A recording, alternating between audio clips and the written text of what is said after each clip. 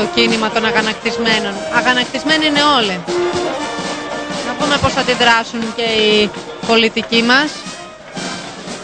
Και μπαίνει όλος ο κόσμος μέσα. Είναι η στιγμή που σας περιγράφαμε ότι συνέβη νωρίτερα στη Θεσσαλονίκη. Εδώ κάπου διακόπτεται λοιπόν, διακόπτεται η παρέλαση. Όλος ο κόσμος, πετάνε τα κάγκελα, μπαίνουν μέσα, πετάνε μπουκάλια, πετάνε αυγά. Πετάξαν τα κάγκελα, η αστυνομική δύναμη είναι ελάχιστη, δεν μπορεί να κάνει κανείς τίποτε. Αυτό που συμβαίνει είναι πραγματικά πρωτόγνωρο. Αυγά, φύγανε, βλέπετε πως φεύγουν οι πολιτικοί. Κοιτάξτε πως φεύγουν. Πραγματικά χωρίς... Κοιτάξτε τι γίνεται. Κοιτάξτε τι συμβαίνει. Με συνθήματα που έχουν να κάνουν ως εξής: προδότες κυριολεκτικά φυγαδεύτηκαν με τον κόσμο αγανακτισμένο.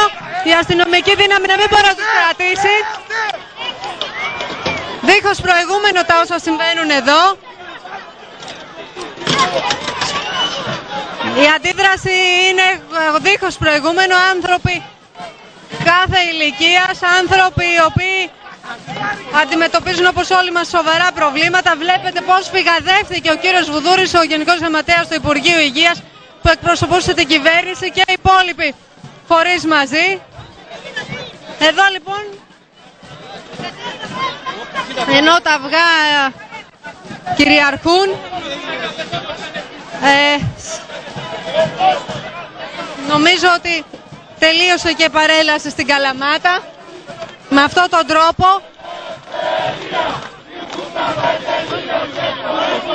με τα κάγκελα να μην συγκρατούν τον κόσμο, τον αγανακτισμένο που εξακολουθεί.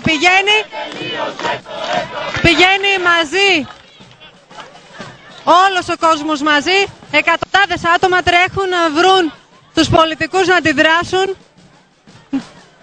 Στην προκειμένη περίπτωση φαίνεται να μην τους σώζει κανείς. Τους πηγαίνει η αστυνομία με έντονο κλειό, με όλο αυτόν τον κόσμο να τους ακολουθεί. Απίστευτες σκηνές πραγματικά.